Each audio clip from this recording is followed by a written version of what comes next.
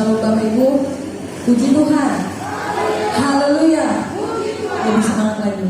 Puji Tuhan. Haleluya. Beri kemuliaan buat Tuhan Yesus.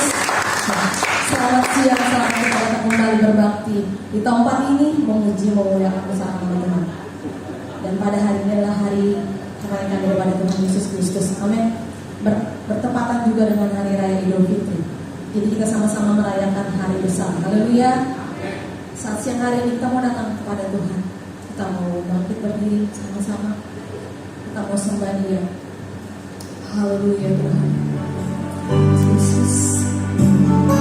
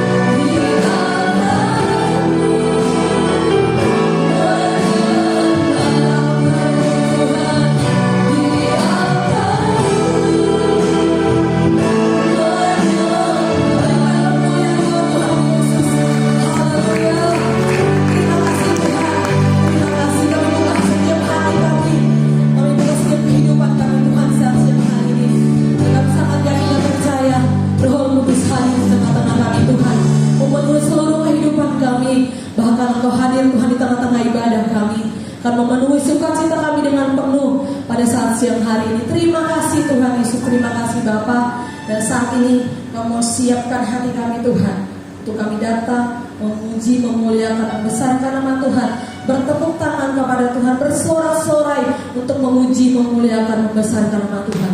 Di dalam nama Tuhan Yesus kami berdoa dan mengucap syukur. Setiap kita yang mau bertepuk tangan, bersorak-sorai memuji Tuhan, sama-sama katakan dengan saya, amin. Puji Tuhan, berikan kemuliaan buat Tuhan Yesus. Haleluya. Sama-sama boleh tepuk tangan dulu. Dan Roh Kudus yang tercurah di tempat ini. Haleluya. Katakan sama-sama, ya Roh Kudus. Roh Kudus tercurah di tempat ini. Urapan kebenaran.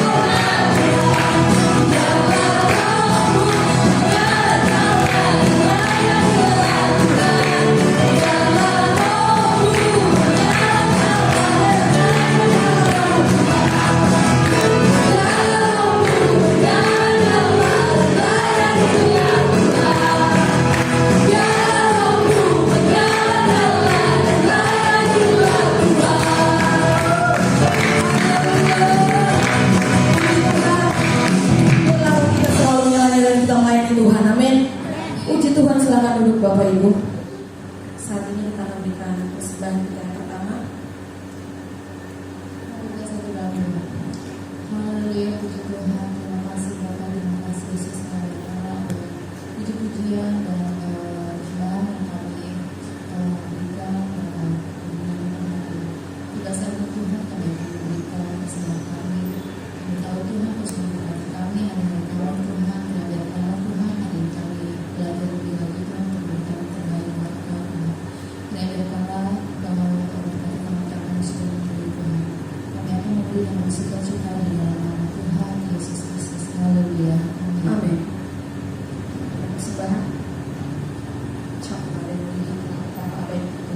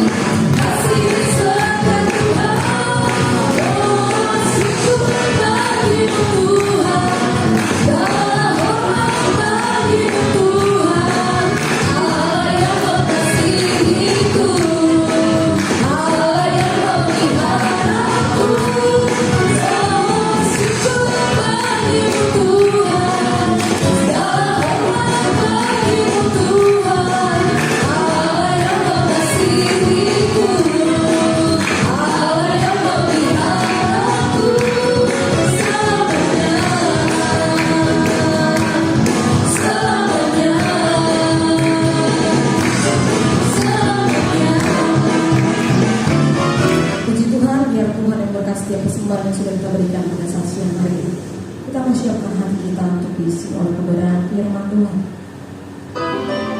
Bagi apa yang semua orang sedang berdiri kembali, kita sama-sama angkat pujian ini.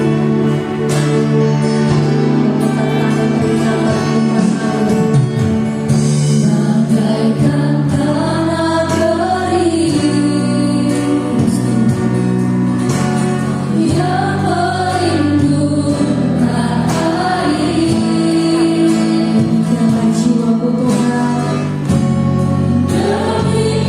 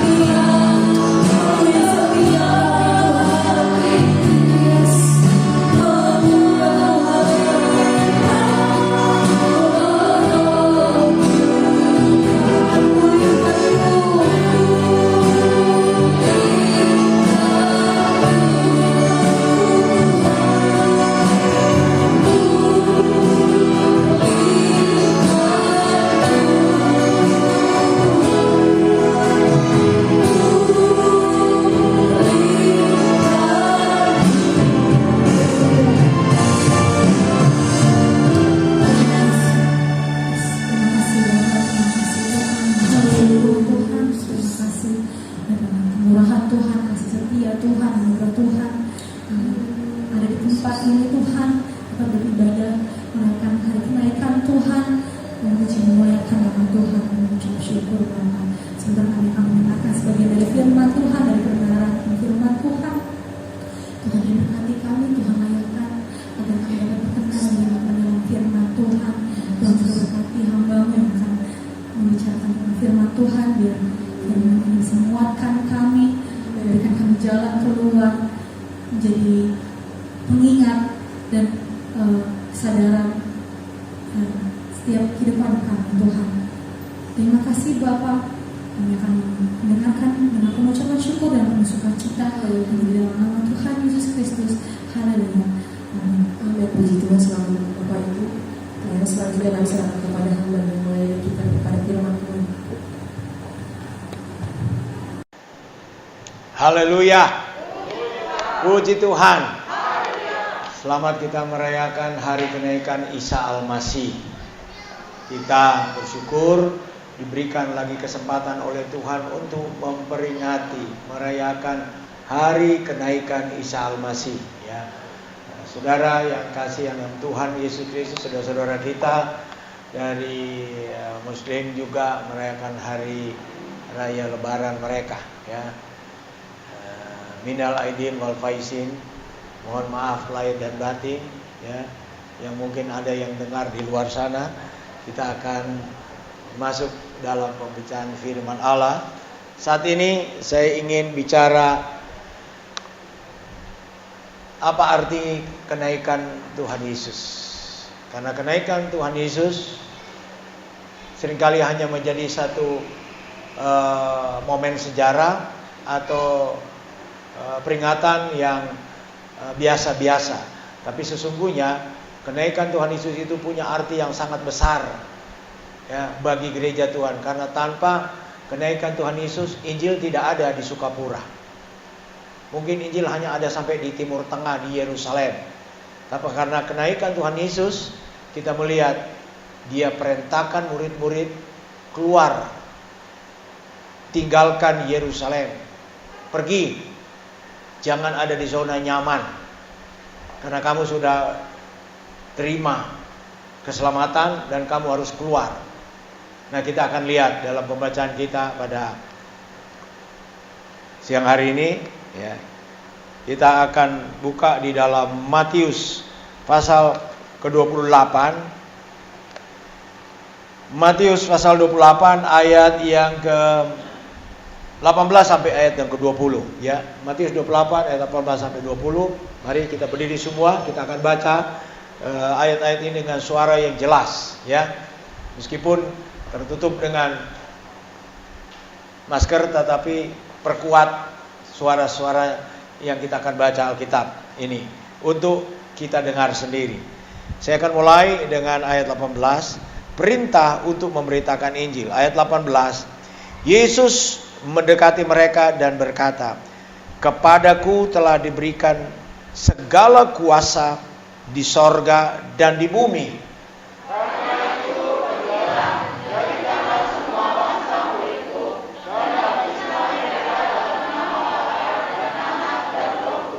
Kita baca bersama-sama ayat yang ke-20, 2-3. Dan ajarlah mereka melakukan segala sesuatu yang telah kuperintahkan kepadamu, dan ketahuilah, aku menyertai kamu senantiasa sampai kepada akhir zaman." Puji Tuhan. Saudara yang kekasih dalam Tuhan, judul khotbah saya, keluar dari zona nyaman. Ada penyertaan Tuhan, ada penyertaan Roh Kudus. Yesus naik ke sorga, tapi Dia berikan kepada kita pengganti yang sama, kedudukan, kekuatannya, kemampuannya, kuasanya sama, yaitu Roh Kudus. Saudara, kalau kita baca kisah para rasul dalam kitab ini, pasal pertama sampai pasal keempat, itu adalah suasana yang menyenangkan bagi rasul-rasul dan orang-orang percaya yang hidup di Yerusalem pada waktu itu. Mereka melihat bagaimana Roh Kudus dicurahkan, Mereka mendapat pertolongan Tuhan, mereka melihat mujizat demi mujizat, mereka mendapatkan sukacita yang luar biasa. Tetapi ketika masuk ke pasal 5, kita melihat aniaya terjadi bagi gereja Tuhan di Yerusalem. Ya. Kenapa? Karena orang percaya waktu itu ada di dalam zona nyaman, rasanya nggak mau keluar dari Yerusalem.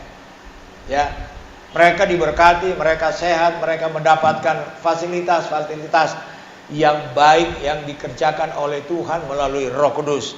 Itu sebabnya kita melihat mereka disuruh keluar melalui aniaya. Nah, untuk ini kita lihat dulu ada foto di situasi yang tidak menyenangkan, artinya situasi yang katakanlah tidak bersahabat, tidak memberikan ketenangan. Tetapi ada saudara-saudara kita yang tidak tinggal diam.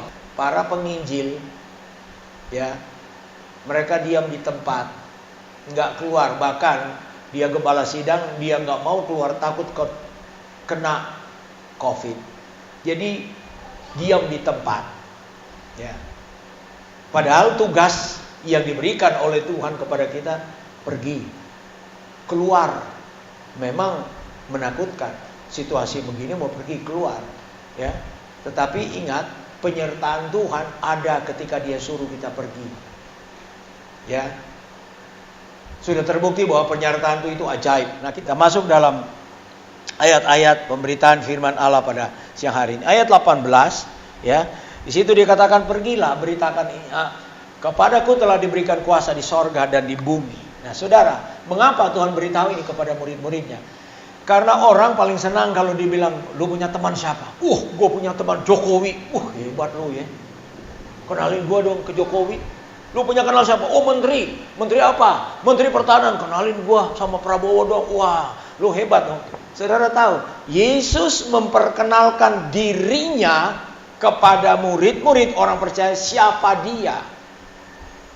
Jokowi sebentar akan turun dari tahta. Jenderal Soeharto meskipun 31 tahun dia berkuasa sebagai jenderal bintang 5, turun dan sekarang dia tinggal nama. Mau bilang apa? Tapi yang memberi pengetahuan bagi kita, kepadaku telah diberikan kuasa. Saudara lihat siapa dia, ya? Dia, ya, sebagai raja langit, raja bumi, raja di bawah bumi, mutlak, absolut dan kekal. Tadi saya bilang orang jenderal-jenderal yang tadi, ya, saudara kenal jenderal yang terkenal yang pernah ada di dunia, MacArthur, jenderal yang terkenal pada Perang Dunia Kedua, tinggal nama, nggak ada lagi, nggak ada. Napoleon, panglima hebat yang ada di tentara Prancis, cuma nama, hilang, jenderal, tapi nggak ada lagi dia, cuma ada batu nisan, ya. Tapi ini yang bicara, dia raja langit, raja bumi, raja di bawah bumi, sehingga ada kata-kata yang memberikan satu kesimpulan, dia adalah raja di atas segala raja. Dia yang memperkenalkan diri, kepadaku telah diberikan kuasa. Untuk apa? Untuk dia bagi. Dia nggak egois, dia nggak cuma bilang udah selesai, udah tahu siapa gue naik ke surga. Tidak. Justru kenaikan Yesus ke surga ini memberikan kesempatan Injil diberitakan ke seluruh dunia. Kalau Yesus masih ada, mungkin cuma ada orang-orang Palestina yang kenal Yesus. Ketika dia naik surga, inilah kesempatan keselamatan untuk seluruh dunia. Nah, saudara, kita lihat, ya, Filipi 2 ayat 9-10. Kita lihat Filipi 2 ayat 9-10. Ya, dia katakan, itulah sebabnya Allah sangat meninggikan dia dan mengaruniakan kepadanya nama di atas segala nama, supaya di dalam nama Yesus bertekuk lutut segala yang ada di langit dan yang ada di atas bumi dan yang ada di bawah bumi. Nah, ini yang saya bilang tadi, dia raja alam semesta. Ya. Namanya kita tahu, Yesus. Diberikan oleh Bapa kepadanya. Itu sebabnya kalau saudara mau berdoa panggil nama Yesus. Jangan panggil nama mbahmu, jangan panggil dukunmu. Ya. Dukun santet sehebat apapun, ntar lagi dia mati. Yesus gak pernah. Dia mati, 3 hari dia ada di perut bumi, tapi hari ketiga dia bangkit dan dia katakan, saya mengalahkan maut. Dan ketika dia mengalahkan maut, dia naik ke sorga. Nggak ada satu manusia di dunia ini yang naik ke sorga. Nggak ada, kecuali Yesus. Dan kita bangga hari ini seluruh dunia, Hindu, Islam, Buddha, merayakan hari kenaikan Isa Al-Masih. Hebat nggak? Hebat nggak? Mereka akui. Tapi mereka belum percaya dan menerima. Baru sampai tahu sejarah. Saudara nggak tahu sejarah, tapi saudara alami. Kuasa kebangkitan Yesus saudara alami. Kuasa kenaikan Yesus saudara alami, yaitu kuasa Roh Kudus. Ini sebabnya jangan kita tinggalkan Yesus dengan segala macam dalih apapun. Saudara sudah mendapatkan berkenalan dengan Raja langit, Raja bumi, dan Raja di bawah bumi. Nah, itu sebabnya saudara di sini dikatakan ya, di dalam 1 Petrus 3 ayat 22. 1 Petrus 3 ayat 22, coba mulai munculkan. Ya, di situ dia berkata demikian. Yang duduk di sebelah kanan Allah setelah ia naik ke sorga, sesudah segala malaikat, kuasa dan kekuatan ditaklukkan kepadanya. Ketika dia naik di sorga, saudara tahu apa yang diberikan oleh Bapa di sorga kepadanya? Malaikat, kekuatan, segala kuasa yang ada di alam semesta ditaruh di bawah kaki Yesus. Saudara bisa bayangkan siapa dia? Kalau raja dilantik, ditaruh di mana dia punya kehormatan? Di mana? Di pundak. Dikasih mahkota. Yesus taruh di mana? Taruh di mana? Di kaki. Kalau raja dilantik kan ini, kekuasaan ini, berarti ini kekuasaan kamu cuman dipercaya untuk menyandang kekuasaan itu. Pakai mahkota, iya. Habis itu bisa dicopot ganti. Yesus taruh di kaki. Jadi dia di atas segala kekuasaan, raja, ratu, kaisar, siapapun yang ada di dunia ini di bawah kaki Yesus. Jadi jangan saudara berpikir, saya percaya Tuhan abal-abal. Alkitab bilang dia penguasa sorga, bumi dan di bawah bumi. Jadi jangan saudara berpikir keselamatan yang saudara terima, mengenal kepada Yesus itu abal-abal dan bisa dapat di pasar. Saudara bisa dapat di mall. Bisa nggak sekarang mall bebas? Orang dulu gampang kan. Ke mall aja, ke Ancol aja. Boleh nggak sekarang? Gampang-gampang. Nggak gampang, ada peraturan. Kenapa? Ada COVID di situ. Kita kenal Raja yang memberikan kita masa depan yang pasti. Dan dia lengkapi kita dengan kuasa. Itu sebabnya kalau kita melihat ya.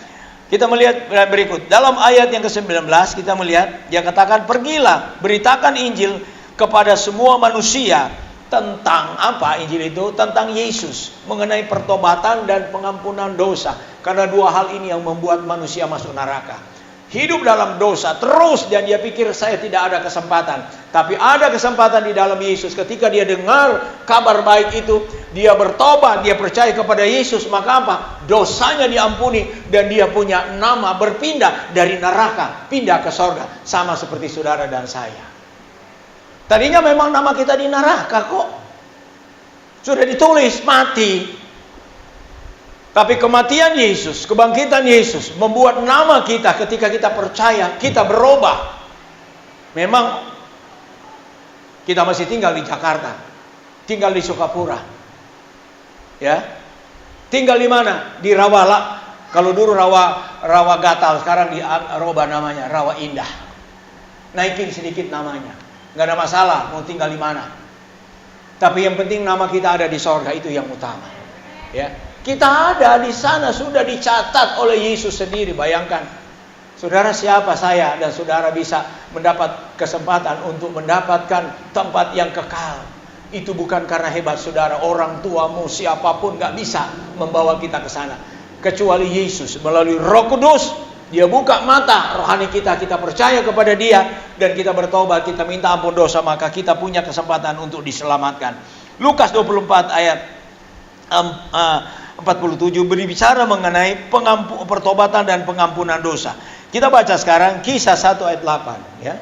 Tapi saya Kisah 1 ayat 8. Tetapi kamu akan menerima kuasa kalau Roh Kudus turun ke atas kamu, dan kamu akan menjadi saksiku di Yerusalem dan di seluruh Yudea dan Samaria dan sampai ke ujung bumi. Sesudah ia mengatakan demikian, terangkatlah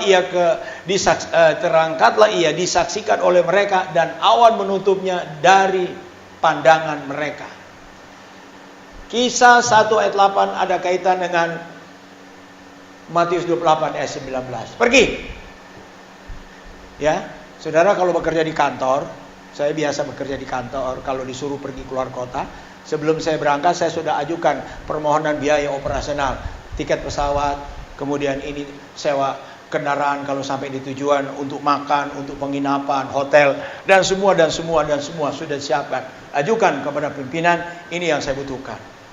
Ya. Kalau pimpinan hanya setujui setengah, berani nggak kita pergi? Wah, pimpinan aja, bos aja yang pergi. Nggak berani saya.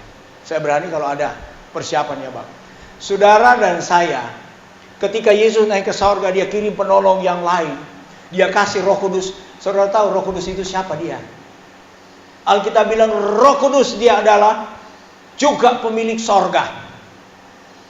Ya, dia mengatur penciptaan langit bumi dalam Kejadian 1 ayat 1 dan 1-2. Roh Kudus melayang-layang untuk menjadikan bumi yang tempat saudara berpijak ini ada terang, ada ada daratan, ada lautan, ada matahari, bulan dan bintang. Roh Kudus bersama Yesus menciptakan alam semesta ini.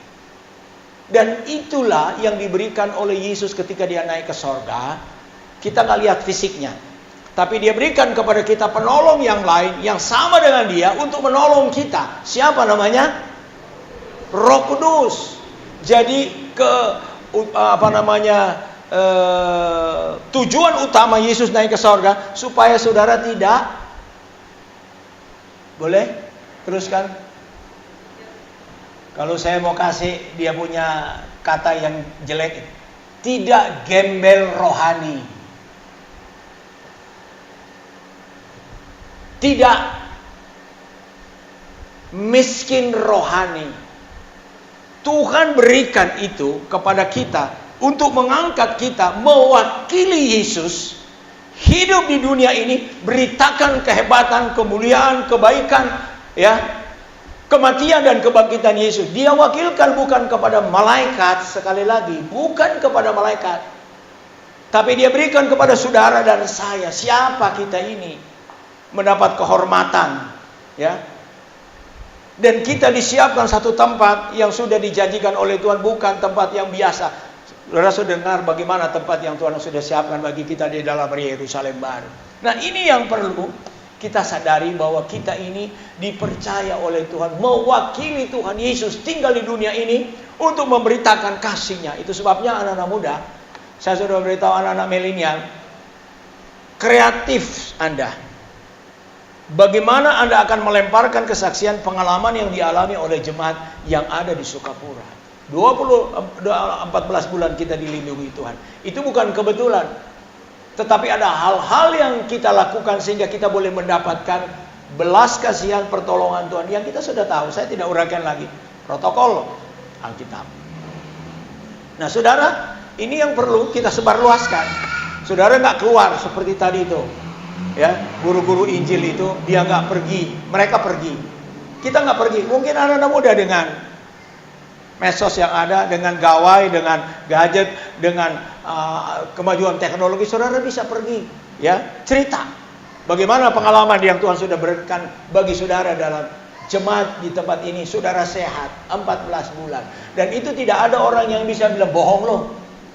Melihat, datang lo ke sini, ikut hari Minggu ibadah, dengar firman, lihat benar nggak yang saya cerita. Karena orang di luar di sana takut kalau dia kasih cerita begitu, nanti sekarang gue cerita, besok gue kena. Kalau begitu gue malu. Kalau besok kena, saudara yang malu Tuhan, bukan saudara. Amin. Yang tugas kita beritakan apa yang kita sudah alami. Banyak orang kalau dapat kesaksian dia tunggu. Nanti sudah ada kesaksian berikut, dia tunggu. Akhirnya buyar, kesaksian nggak ada. Pengalaman saya dengan Roh Kudus, Ketika saya dibaptis dengan Roh Kudus kira-kira 12 tahun yang lalu, usia 12 tahun. Sampai saat ini modal utama saya ada di Jakarta adalah Roh Kudus. Nggak ada yang lain. Dan dia yang menolong saya, ya, bergaul saya dengan dia. Sehingga di dalam situasi sulit apapun, Tuhan selalu memberikan jalan keluar atas petunjuk Roh Kudus. Saya belakangan ini sepertinya agak sedikit khawatir, ya, agak sedikit bingung. Saudara berdoa untuk tanaman jahe yang saya tanam, dan saudara tahu tujuan apa, untuk misi. Ketika jahe dipanen, tahu saudara harganya ditawar 1 kilogram 3.000 rupiah. Saya bilang, Tuhan, mau apa? Min cendol aja nggak cukup. 1 goraka, itu padahal harganya cukup bagus. Lalu saya bilang, ya bagaimana nih jahe ini atau goraka? Kalau jahe ini, kalau orang Manado bilang goraka, kalau di sini jahe, bahasa Indonesia. Ya. Lalu saya bilang, Tuhan, bagaimana ini? Dalam hati saya bertanya. Waktu di Manado Tuhan cuma bilang, jangan khawatir dan jangan berontak. Karena sepertinya saya bilang, Tuhan, saya sudah bekerja 1 tahun, mau dapat hasil kok kenapa begini? Dalam arti kata, ya rugilah. Kemarin saya berdoa, di situ Tuhan kasih pencerahan melalui Roh Kudus. Kau tahu nggak? Kau jual, orang mau beli jahe kamu, goraka itu 3.000. Saya beli 45 sampai 48 ribu. Saya bilang, dari mana Tuhan? Tuhan Yesus yang beli. Roh Kudus bilang, jangan kemana-mana, jual ke saya. Tanam lagi. Semua yang ada itu tanam lagi, dan lahan sudah tersedia, tanam lagi. Saya bilang, ya Tuhan, betul. Kalau saya beli bibit baru, bibit yang tidak tahu dia punya usianya berapa, mungkin cuma 7 bulan, 8 bulan, 9. Tapi ini bibit yang Tuhan sudah tahan sampai 12 bulan. Jadi bibit ini saya bilang bukan main-main. Saya sudah tes ke laboratorium tes tanaman pangan yang ada di Pasar Minggu. Bagus, dapat dia punya penghargaan. Tidak ada residu di sana. Dia punya residu itu 0,01, lebih kecil dari. Saya bilang, ya, masa cuma ditawar 3.000? Tuhan suruh saya tanam balik. Kalau saya beli, memang harganya mahal kalau beli. Orang gampang, murah beli. Tapi waktu kita mau beli, dia seenaknya ketok. Dia tahu, lu mau pakai kan? Dia ketok. Dan kita perlu dalam jumlah yang besar, bukan 1-2 kilo, bukan 100 kilo, bukan 200 kilo, bukan 300 kilo, sudah bisa bayangkan. Hampir 1 ton saya mesti tanam. Di lahan yang sudah Tuhan siapkan baru. Saya bilang, terima kasih banyak Tuhan. Saya cuma nangis. Orang tawar 3.000, Tuhan tawar 48.000. Karena saya tahu harga, kalau mau cari untuk bibit itu harga mahal. Sekarang sebentar saya tanam. Untuk apa? Bukan untuk makan. Tuhan kasih saya kecukupan makan di Jakarta. Tapi untuk misi yang tadi saudara lihat. Kalau mereka pergi, mereka perlu biaya untuk transport mereka, makan mereka, keluarga di rumah. Itu tujuan yang saya tanam jahe. Saya keluar dari zona nyaman. Kalau cukup, saya bilang di Manado, saya di Jakarta cukup dikasih makan oleh Tuhan kok. Ngapain mesti lari-lari jauh-jauh di Manado? Cuman saya berpikir, saya tidak dapat bantuan dari organisasi, dari majelis daerah atau majelis pusat untuk biaya misi. Saya harus berpikir bagaimana Injil harus diberitakan. Karena anugerah Tuhan kasih kesehatan.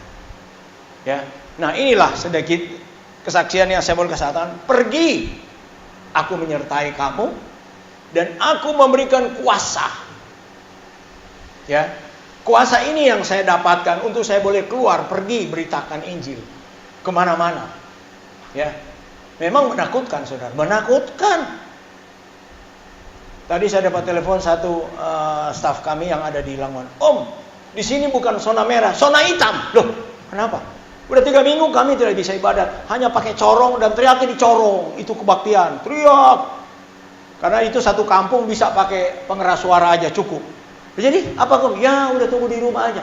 Masa tunggu di rumah? Kamu kan anak muda, keluar saya bilang. Doakan kelurahanmu, bawa anak-anak muda 3-4 orang, doakan keluargamu, minta izin sama gembala. Saya mau doa peperangan untuk doa supaya kampung ini sehat. Seperti yang saya ajarkan kepada saudara selama beberapa bulan ini. Doakan lingkungan di mana RT Anda tinggal. Keluar berdoa enggak saudara? Iya kan? Makanya oke, kalau lingkungan terkena, saudara sehat. Itu tujuan. Kalau kita beri untuk orang lain, kita diberi oleh Tuhan. Tapi kalau kita memikirkan diri sendiri, Tuhan nggak memikirkan kita. Jadi itu artinya jangan di zona nyaman. Ya, saya bersyukur. Ya, saya bilang sama dia, saya tiap-tiap bulan mungkin dua kali atau satu kali sebulan saya mesti keliling Jakarta. Bukan main-main, Jakarta. Untuk apa? Doa peperangan. Daerah-daerah yang ketakutan orang datang, rumah sakit Gatot Subroto, rumah sakit Sulianti, Wisma Atlet, kami datang untuk apa? Doa. Kalau memang secara logika, ngapain kamu datang di tempat bahaya? Kamu cari penyakit, cari mati. Tapi sampai saat ini saya sehat karena anugerah Tuhan. Kenapa? Saya nggak mau diam di rumah. Saya mau orang lain ditolong. Saya mau bangsa kita ditolong. Prajurit TNI Polri yang jaga, mereka juga perlu sehat. Mereka perlu didoakan.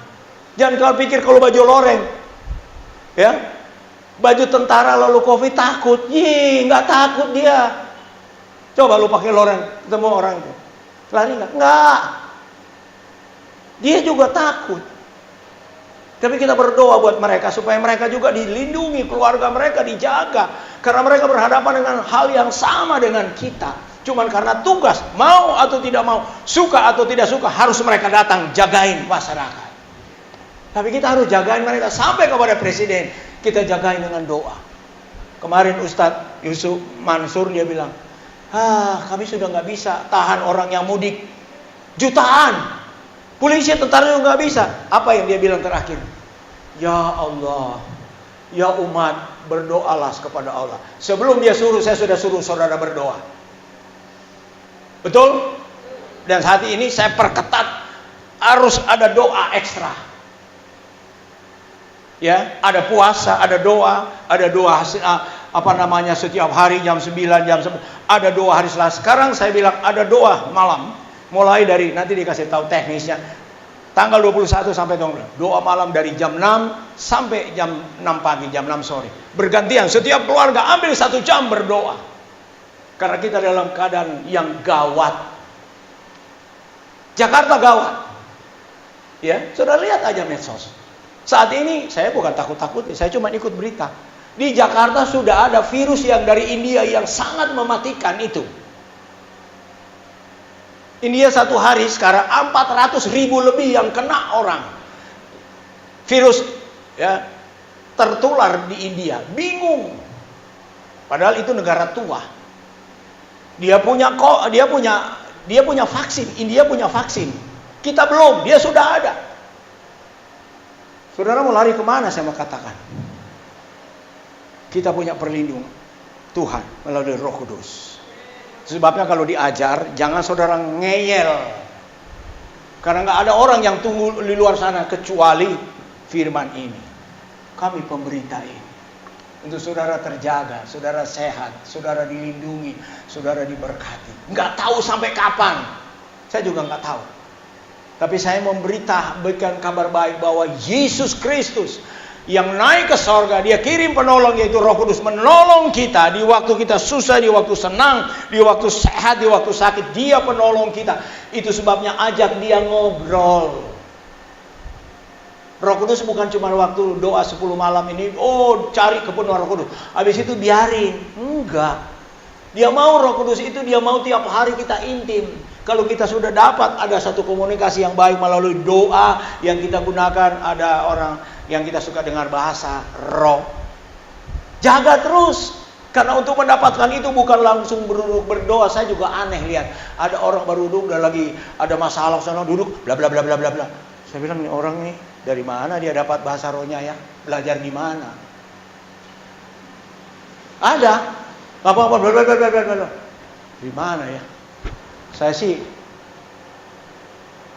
usia saya ketemu dengan Roh Kudus lebih tinggi daripada kamu punya usia. Untuk ketemu dengan Roh Kudus itu ada persiapan. Hati itu utama. Saudara ketemu presiden, ada persiapan? Ada. Bukan masih pakai daster, makin langsung ketemu presiden. Kita ketemu Roh Kudus. Dia adalah penghuni pemilik sorga. Dan kita juga harus hargai. Gampang kok, Roh Kudus gampang. Di sini gampang. Itu karena gampangnya itu gampang, Roh Kudus tinggal gampangin kita juga. Gak pernah ada penyembahan, pujian. Saya tiap pagi sekarang saya bilang, hai pengerja, jangan kurang setengah jam. Kamu harus pujian penyembahan. Baru masuk permintaan doa. Syafaat. Selama ini kan, ya puji Tuhan seenaknya aja. Ya 10 menit, 5 menit. Udah selesai. Langsung fokus kepada permintaan. Kita jadi pengemis. Yang mau kita iya, tapi Tuhan tidak disembah. Dan ketika kita sembah, hadirat Allah turun. Disitulah kita rasakan ada kuasa Roh Kudus yang mengalir. Inilah yang serang diingatkan kepada kita. Kenaikan Tuhan Yesus memberikan kepada kita mandat Roh Kudus untuk kita bekerja seperti dengan Tuhan Yesus. Lo bayangkan, kita diberi mandat untuk bicara mengenai kuasa. Kita doakan orang sakit. Mungkin selama ini orang sudah bilang, ya sudah berkurang itu orang kalau dipakai Roh Kudus untuk berdoa orang sakit sembuh. Ya memang, karena sekarang sudah sibuk dengan teknologi. Ya, gadget ini sudah membuat kita lupa waktu untuk Tuhan. Kita pakai untuk kita. Ya bagaimana, ada kuasa. Ya, saudara lihat ustadz-ustadz, saya tiap kalau ada masalah mereka telepon, saya doakan. Saya suruh pergi. Tapi saya juga harus berdoa dong. Nggak bisa saya nggak berdoa loh, doain orang. Ya. Dan saya melihat mereka mengerjakan pekerjaan yang spektakuler, lebih sekali lagi, lebih daripada berita orang buta melihat, orang timpang berjalan, orang mati bangkit, lebih yang mereka lakukan. Apa?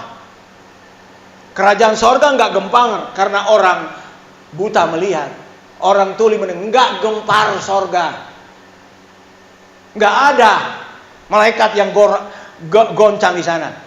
Tapi saudara lihat, ketika satu jiwa datang, baca dulu Lukas 10 ayat 15. Ini pekerjaan Roh Kudus. Ketika satu jiwa bertobat, dibaptis, itu sorga gempar. Kenapa? Ada satu orang yang diselamatkan masuk dalam kerajaan sorga. Coba. Dan inilah satu pekerjaan yang bisa saudara lakukan. Kalau saudara mau doakan, ya seperti saya juga dulu. Mungkin saya doa, ya sudah, saya ketemu dokter di situ, dokter mata, karena saya punya kacamata ada rusak yang satu. Dokter Lebaran atau Natal? Dia diam-diam. Natal. Soalnya namanya memang nama Kristen kok, Natal. Oh, saya juga Natal. Terus kita coba ngobrol. Oh, saya udah kenal dengan Dokter Firdaus jauh sebelum rumah sakit ada. Bahkan saya diminta izin oleh RT untuk mendatangani supaya rumah sakit ini bisa dibangun 2 kali. Saya senang. Karena apa? Untuk rumah sakit. Tapi 4 tahun lalu Dokter Baktiar itu lumpuh. Saya dengar, lalu saya berangkat ke rumah sakit Cikini. Saya bilang, kasihan dokter, lumpuh. Dia punya dokter banyak, tapi dia lumpuh, nggak bisa bergerak di rumah sakit. Saya dengan istri saya, dok, saya nggak bisa bantu, tapi bolehkah sambil berdoa? Saya angkat karing sarungnya, karena dia tutup, kakinya udah kecil. Saya pegang, dalam nama Yesus. Tuhan sembuhkan kaki Dokter Baktiar yang punya rumah sakit kecil. Dalam nama Yesus. Udah, saya pulang. 2 minggu kemudian saya lihat. 2 minggu kemudian saya dengar dia ke Singapura. Ya, saya bilang udah mati kali ini dokter. Sudah mau terakhir karena sudah nggak mampu lagi rumah sakit Cikini. 3 minggu kemudian saya lagi ada di arisan, tiba-tiba saya lihat ini ada bayangan putih jalan gelap. Tiba-tiba dokter. Dari jauh dia langsung salam, Pak, terima kasih doanya. Dia udah bisa jalan. Saya bilang sama dokter itu, saya doakan Dokter Baktiar sehingga dia bisa. Itu sebabnya saya menjadi pendoa orang Kristen yang masuk di rumah sakit ini. Saya pendoa. Ya, saya pendoa supaya orang sembuh. Tapi ada catatan lagi, Dok. Ini rumah sakit ini kalau dia lihat orang sudah sekarat, dokter sudah nggak bisa, panggil aja Paul Repi. Itu tugas saya. Itu ada suster yang ada di situ, kaget. Ini dokter ini saya mau yakinkan dia, lu jangan mualaf loh. Saya bilang, karena saya dengar dia mualaf. Ya, saya bilang apa? Saya ditugaskan. 1, Kalau dia sudah sekarat nggak mati-mati, panggil aja itu pendeta. Oh Bapak tinggal di mana? Saya yang depan situ jual ayam. Oh jual Kentucky, iya. Di mana? Itu di situ rumah saya. Oh iya, ngapain? Itu saya bikin kebaktian. Oh Bapak apa? Dia tanya dokter. Dokter tanya, Bapak siapa? Saya pendeta. Nah, tadinya dia mau main-main makan ayam. Saya bilang pendeta, dia tuh mikir, waduh. Dokternya gondrong Pak. Jalan pengkok kakinya pengkot. Silakan dok. Lagi keroke. Keseleo. Ya ampun. Jalan. Saya bilang, kita harus benahi sesama kita. Kalau abal-abal di dalam Tuhan, kita harus keluar dari zona nyaman itu. Jangan takut malu, ya, untuk beritahu mereka kamu berharga di mata Tuhan. Amin. Itu tugas. Ketika Yesus naik ke surga, ini tugas yang kita harus emban, menggantikan Yesus. Hebat kita saudara, tapi kita tidak menghebatkan diri kita sendiri. Kita menganggap kecil, nggak punya apa. Roh Kudus ada dalam dirimu, kecuali Roh Kudus Anda buang, ganti dengan Roh Kudus ya. Itu saya nggak bisa bilang apa-apa. Ya. Tapi yang terakhir ayat 20, ya memang ada sedikit. Berapa menit? Udah habis? Masih berapa menit? 2 menit. Masih ada. Alhamdulillah, saya dapat 5 menit. Ayat 20, ya. Saudara, Kisah 1 ayat 8, pesan Yesus terakhir jadi saksi. Saksi artinya martir, mati syahid. Ngeri. Memang saudara tahu kalau saudara mau mati kayak apa? Saya mau tanya, tahu? Kalau angkat tangan, oh Pak Kepala, saya sudah tahu, saudara dipesan dengan malaikat al-maut, saya mau mati, tenang di tempat tidur, mati dengan tenang. Ada? Kalau angkat tangan, tidak ada yang tahu. Seluruh murid-murid rasul-rasul, mereka mati martir, mati syahid. Ngeri. Ada yang kena lembing, ada yang ada yang dibakar, ada macam-macam. Ngeri ya. Jadi terus, saudara, kematian itu adalah jembatan untuk kita masuk dalam sorga. Tidak tahu dalam keadaan bagaimana. Mati dalam kapal selam. Orang pikir, orang kapal selam aman. Sampai sekarang nggak tahu jenazahnya dia mana. Ada nggak? Tahu nggak? Nggak ada. Ya. Maaf bicara, kalau ketabak berecak masih ada dia punya mayat. Cuma kapal selam sudah dimakan ian hiu di sana. Ya. Saya tidak mau bandingkan itu. Tapi kematian itu memang Tuhan punya. Kalau Tuhan tidak izinkan, kalau saudara baca dalam kitab Wahyu, orang-orang yang mati syahid, mati martir, mereka mendapat penghormatan yang tinggi. Dan ada hamba Tuhan yang bilang, saya mau mati syahid. Ada kawan saya di sini, Yudodo Rahmatullah, Pak Gembala doakan saya mau mati syahid. Saya mau, yang nggak tahu mati karena jantung. Saya bilang, Tuhan nggak berkenan kamu. Ya dia meninggal di Bekasi, kayak jantung. Ada orang yang bilang mati syahid, ngeri. Kematian itu kan bukan urusan kita. Ya, nah kalau dokter sudah nggak ini, order di sini, pendeta Polreti doakan, ya, pendeta pencabut maut dalam nama Yesus saya serahkan ini. Makanya kalau sudah sekarat cepat bertobat, jangan main-main. Saya bukan pencabut maut, bukan. Tuhan kasih sama saya, mau mati susah. Saya masih tahu. Ibu dari Ibu Nelly mau meninggal susah. Ibu dari Ibu Nelly tahu kan? Ibu Nelly bingung gimana, kasihan saya punya ibu udah sengsara, udah 2 bulan terputar-putar. Panggil saya, Pak Gembala boleh. Tapi waktu saya berdoa, Tuhan kasih ingat, panggil adiknya Ibu Nelly dulu. Sini. Saya mau doa buat ibu kamu. Dia tidak akan sengsara mati, tapi kamu bertobat. Dia di Medan. Karena dia jual sarang burung walet, banyak duit tapi hidup dalam dosa. Kasihan kan ibu kamu, dia udah nangis. Mau menangis buat ibunya supaya mati, bukan untuk sembuh. Karena dokter sudah tolak. Saya datang. Ya, permintaan kalian memang saya lihat ibu sudah siksa. Tapi ada satu Tuhan tanya, Amin, sini dong. Mau bertobat? Mau lakukan firman? Mau. Asal ibu saya mati, bayangkan. Asal ibu saya mati, banyak orang jangan istri saya sembuh. Asal ibu saya mati. Nah, udah. Duit itu nggak sanggup, dia punya uang, dia nggak bisa bayar dokter untuk sambung nyawa ibunya, udah sengsara. Saya doa, Tuhan dengar permohonan doa ini. ada pertobatan. Itu kan tadi saya bilang pertobatan, pengampunan dosa itu tinggi di hadapan Tuhan. Bukan, Tuhan, saya serahkan ibu ini dalam tangan. Berapa jam kemudian pergi. Tapi saya bilang, jangan. Tapi saya dengar belakang dia jadi penginjil kata di Medan. Amin. Nah, tapi jangan saudara begitu, jangan. Yang baik-baik aja, jangan ya. Tuhan kasih saya untuk mengingatkan, jangan stres seperti yang itu adiknya Ibu Nelly itu, kasihan ya.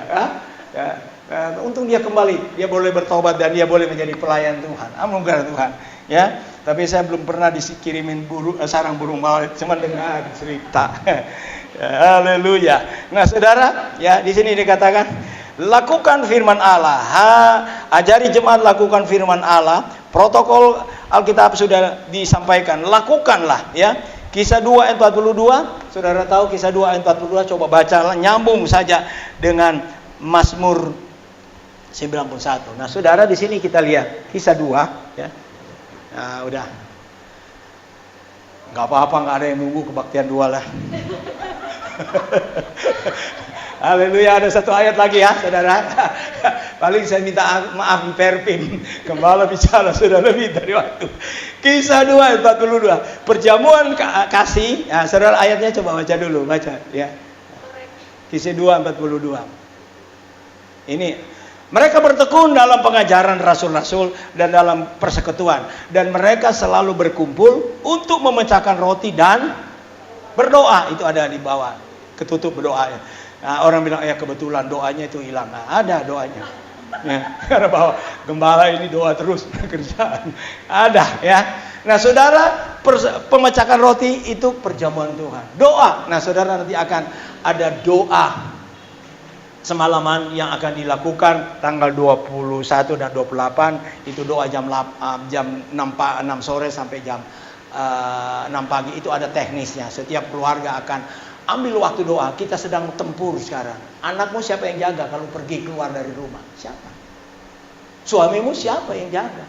Ya, nggak ada yang jaga kita. Tetapi doa itu akan menjaga hidup keluarga. Itu sebabnya saya gerakan terus. Jangan kita lalai, abai untuk melakukan doa. Nah, karena apa saudara? Selama 14 bulan. Sejak awal ayat ini Tuhan berikan, dan ini sudah terbukti ampuh dan terbukti luar biasa menjaga, melindungi kita. Kita akan bahas bersama-sama ayat ini. Mazmur 91 ayat 1, ayat 2 dan seterusnya. Kita lihat ya. 2, 3.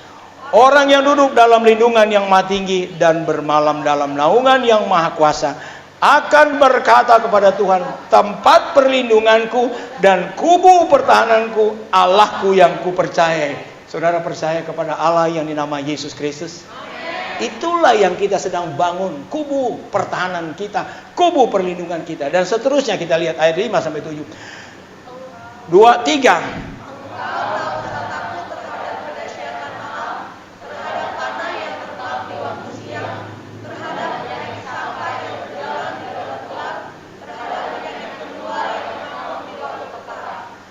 Walau 1000 orang rebah di sisimu dan 10.000 di sebelah kananmu, tetapi itu tidak akan menimpamu. Amin. Puji Tuhan. Saudara akan lakukan apa yang saudara dengar pada saat ini, ya. Saudara akan menerima pertolongan Tuhan. Kita akan nyanyikan satu pujian. Saudara, musik boleh datang. Saudara, Paulus keluar dari zona nyaman dan dia pergi beritakan Injil meskipun dia disiksa sampai mati, dirajam dengan batu. Tapi itu tidak membuat dia lari tinggalkan panggilan, tetapi dia tetap ada dalam panggilan Tuhan. Karena apa? Roh Kudus yang ada di dalam diri Paulus lebih kuat membuat dia tenang meskipun dia disiksa, bahkan dia dibunuh.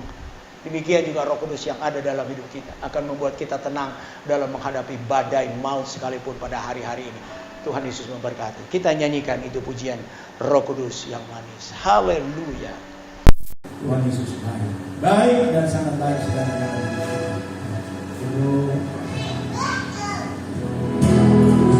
Yang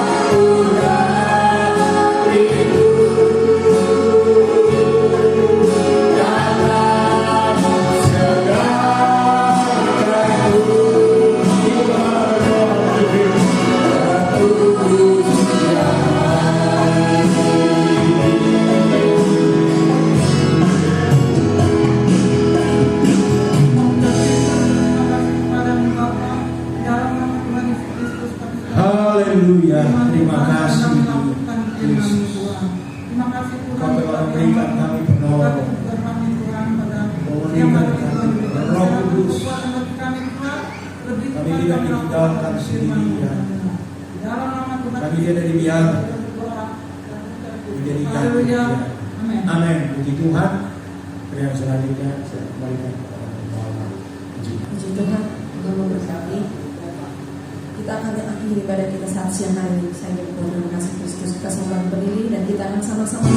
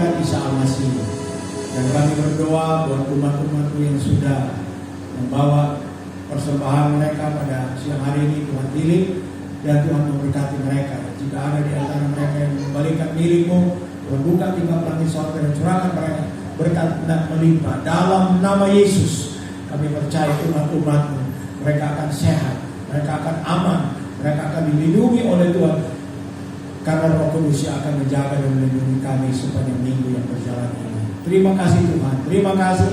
Berkati Sukapura, berkati Cilincing, berkati Jakarta Utara, berkati DKI Jakarta, berkati Indonesia dan semua pemimpin yang Tuhan. Ini doa dan permohonan kami, berikan kesehatan buat kami. Saudara-saudara kami yang sudah terlanjur mudik pulang ke kampung, Tuhan tolong mereka supaya mereka sehat. Waktu mereka pulang juga mereka tidak membawa virus kembali masuk Jakarta. Ini doa kami Tuhan. Pemerintah kewalahan untuk mengatasi ini, tapi kami tahu Tuhan tidak pernah tinggalkan ketika orang-orang berseru kepadamu. Engkau akan jadikan saudara-saudara kami yang pulang kampung mereka sehat, dan waktu mereka kembali lagi juga mereka sehat. Ini doa kami Tuhan buat bangsa ini. Dan pujilah namamu kekal selama-lamanya. Dan saat ini kekasih-kekasihku, pulanglah dengan damai sejahtera. Kiranya berkat Allah Bapa dalam sorga, kasih sayang dalam Tuhan Yesus Kristus, persekutuan Roh Kudus tinggal menyertai kita sekalian mulai saat ini sampai Maranatha, Tuhan Yesus datang pada kali yang kedua. Haleluya.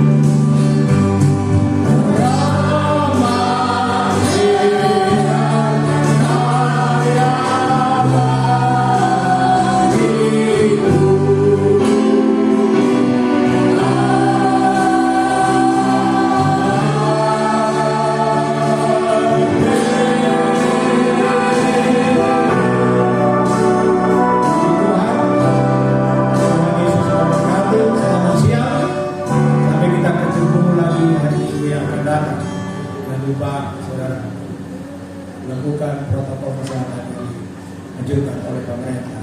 Tuhan Yesus baik ya.